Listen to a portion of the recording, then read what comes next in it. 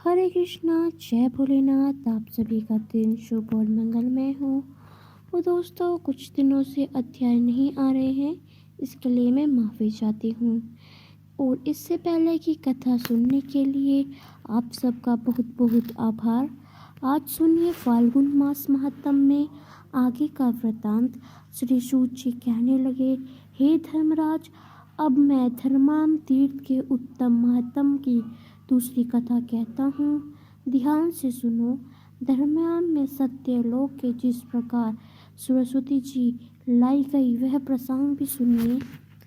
एक समय प्रभात कालीन सूर्य के समान तेजस्वी और स्त्री शास्त्रों में प्रवीण महामुनि सिमिति महर्षि मार्कंडेय गण कहने लगे कि भगवान, आपने ब्रह्मा जी की पुत्री जिस सरस्वती नदी को उतारा है, वह दर्शन करने से प्राणियों के पापों का नाश करने वाली और पुण्य देने वाली, और उसके महत्म का भी वर्णन कीजिए। तब मार्कंडेय जी को शरण देने वाले सरस्वती देवी को भाद्रपद मास के शुक्ल पक्ष की पुण्य में द्वादशी तिथि को धर्माम तीर्थ के अंतर्गत द्वारावती तीर्थ में उतारा था। द्वारावती तीर्थ मुनियों और गंधर्व से सेवित है। उस तिथि में पिंडदान आदि करना चाहिए। उसमें पितरों को दिया हुआ तर्पण दान आदि अक्षय होता है और श्रद्धा करता भी उसके फल को प्राप्त करता है। यह महत्वपूर्ण उपाख्यान पापों का नाशक और पुण्यदायक है। पवित्र वस्तुओं में पवित्र और महापापों का निवारण करने वाला है। सरस्वती जी का जल सभी मंगलों के लिए भी मंगलकारक और परम पवित्र है। प्रभास तीर्थ के मध्य में सरस्वती जी का जो पुण्यमय जल है वह क्या है? उसके ऊपर के लोकों में सुलभ है। सरस्वती जी का जल मनुष्यों की ब्रह्मा हत्या को भी दूर करता है। सरस्वती जी में स्नान और देवता पितरों का तर्पण करके फिर उसके बाद पिंड देने वाले मनुष्य भी फिर कभी माता का दूध पीने वाले शिशु नहीं होते, अर्थात वे मोक्ष प्राप्त कर लेते हैं। बार बार जीवन मरण के चक्कर में नहीं पड़ते। जैसे कामदेव गोवे मनवचित फल देने वाली होती है, ठीक उसी तरह से सरस्वती नदी भी स्वयं और मोक्ष की एकमात्र कारण है। व्यास जी कहते हैं कि मार्कंडेय ने सरस्वती देवी को यहाँ लाकर बैकुंठ का दरवाजा खोल दिया है। जो फल की इच्छा से यहाँ शरीर त्याग करते हैं वे उससे फल को पाते हैं और अंत में भगवान विष्णु का धाम प्राप्त कर लेते हैं। बहुत अधिक कहने से क्या लाभ है? धर्मराज, मनुष्यों को तो सदैव विष्णु लोक प्राप्त करने की इच्छा से द्वारका में ही शरीर त्याग कराना चाहिए। द्वारका में मृत्यु को प्राप्त हुआ सभी मनुष्य अपने हर पाप से छूटकर अंत में भगवान विष्णु के धाम को जाते हैं। उस तीर्थ में स्नान करने जो मनुष्य भगवान विष्णु का पूजन करते हैं, वहाँ सभी पापों से मुक्त होकर विष्णु धाम को जाता है। वो सब तीर्थ में उत्पन्न तीर्थ है जहाँ साक्षात श्री हरि वास करते हैं। उस तीर्थ में रहने वाले मनुष्य के सभी पापों को हर लेते हैं। द्वारका तीर्थ मोक्ष चाहने वाले मनुष्यों को मुक्ति दिलाने वाला, धनाफियों अर्थात धन की इच्छा रखने वाला को धन देने वाला, आयु सुख और सभी मनोवांछित फल प्रदान करने वाला है। जो मनुष्य यहाँ एकादशी तिथि को उपवास करके श्राद्ध करता है वह नर को सो भी पितरों का उद्धार कर देता है। वह द्वारका के पास में ही मार्कंडेय जो पृथ्वी में सभी जगह व्याप्त है, उस तीर्थ में जगपति उमाकांत भगवान शिव गया के बछड़े के रूप में अवतरित होकर स्वयंभू लिंग रूप से विराजरत हैं। पूर्व काल में बालक नाम के एक शत्रु विजय राजा थे जो महान बलवान और भगवान शिव जी के परम भक्त थे।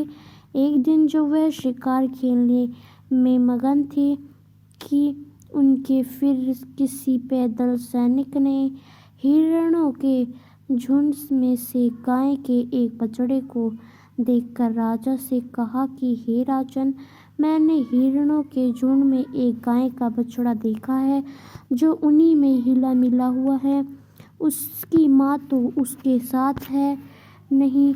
तब राजा ने अपने नौकर से कहा कि मुझे तो उस बछड़े को दिखा। तब उस पैदल सेवक ने उन वन में जाकर राजा को वह बछड़ा दिखाया। उस समय पैदल सैनिकों के भय से हिरणों का वह झुंड पीलू वृक्ष की झाड़ी की ओर भाग गया। तब गाय का बछड़ा भी ठीक उन्हीं की तरह दौड़ लगाता हुआ उसी ओर चल दिया। वहाँ सारे हिरण मरे हुए थे। राजा उसे पकड़ने के लिए झाड़ी में घुस गया और जैसे ही उसे पकड़ने लगा, तुरंत ही वह उज्ज्वल शिवलिंग के रूप में बदल गया। ये देखकर राजा को बड़ी हैरानी हुई। अब राजा सोचने लगा कि ये क्या बात हुई, ये तो बड़ा घनघोर आश्चर्य हुआ। तब तक उस शिवलिंग के मध्य भाग में उन्होंने गाय के बछड़े को स्थित देखा। अब उनके मन में यह निश्चय हो गया कि अवश्य ही गाय के बछड़े के रूप में साक्षात भगवान महेश्वर ही विराजमान है। अब तो उन्होंने अपने साथ ले जाने के लिए तत्पर होकर राजा ने उस शिवलिंग को उखाड़ने का प्रयास किया, किंतु वे उस देवलिंग को किसी भी प्रकार से उठा तो क्या हिला भी नहीं सके। तब राजा ने साथ ही सभी देवता ने भगवान शंकर से प्रार्थना की कि देवतागण कहने लगे, प्रभु हमें हे भगवान सर्वेश्वर, आपको सभी लोगों का हित साधन करने की इच्छा से शुक्ल लिंग में स्थित होना चाहिए। श्री महादेव जी कहने लगे, देवता गणों में यहाँ सदा ही लिंग स्वरूप में स्थित रहूँगा।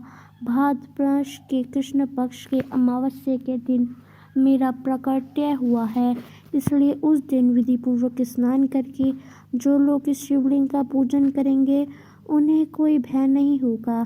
यह पिंडदान करने से पूर्वजों को जो सदा के लिए उत्तम लोक की प्राप्ति होगी, घोर रव्य नामक नरकूप भी पाक और अन्य नरक में गिरे हुए अथवा पशु पक्षियों की योनियों में पड़े हुए और जो पितृ है उन्हें भी यह एक बार पिंडदान करने से मोक्ष से अक्षय गति की प्राप्ति हो जाती है, उन्हें मोक्ष प्रदान हो जाता है।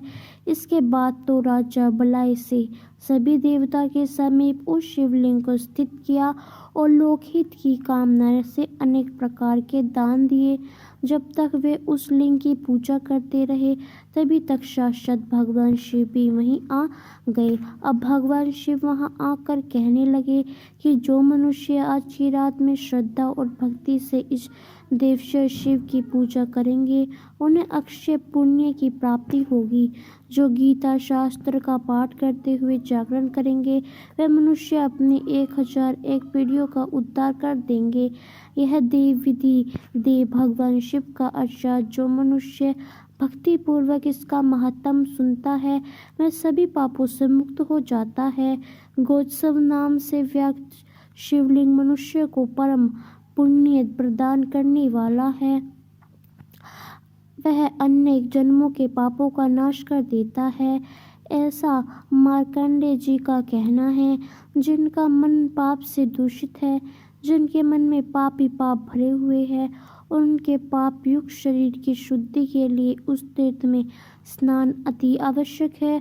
गोत्सव तीर्थ में एक बार किया हुआ स्नान भी मनुष्य को रुद्र लोक प्रदान करने वाला है और वहाँ वह खासकर भाद्रपद मास में उस पक्ष के अंत में कूप के तट पर तर्पण और श्राद्ध करने से कलयुग में पितरों को सबसे अधिक तृप्ति मिलती है।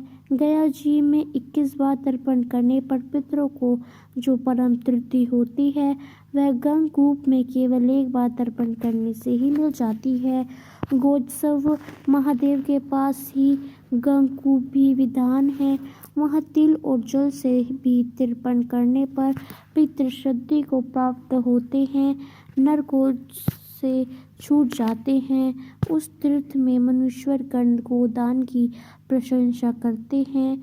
वहाँ पर 2 पीलू के वृक्ष स्थित है।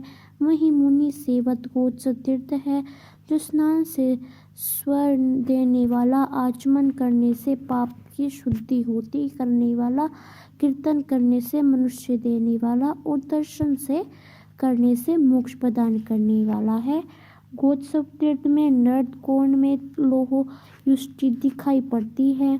वह शंभु लिंग रूप के साथ साक्षात भगवान शंकर जी विराजमान हैं। तो दोस्तों, आपको हमारे यह फाल्गुन मास का अध्याय कैसा लगा, हमें कमेंट करके अवश्य ही बताइएगा। और अध्याय में हमसे कोई भूल हो तो वो भी हमें कमेंट बॉक्स में लिख के अवश्य ही बताइएगा। अगले अध्याय में हम उसे सुधारने की बहुत ही कोशिश करेंगे। और आप सभी का हमारे साथ अध्याय में अंत तक बने रहने के लिए बहुत बहुत धन्यवाद। ओम हरि श्री नमः शिवाय।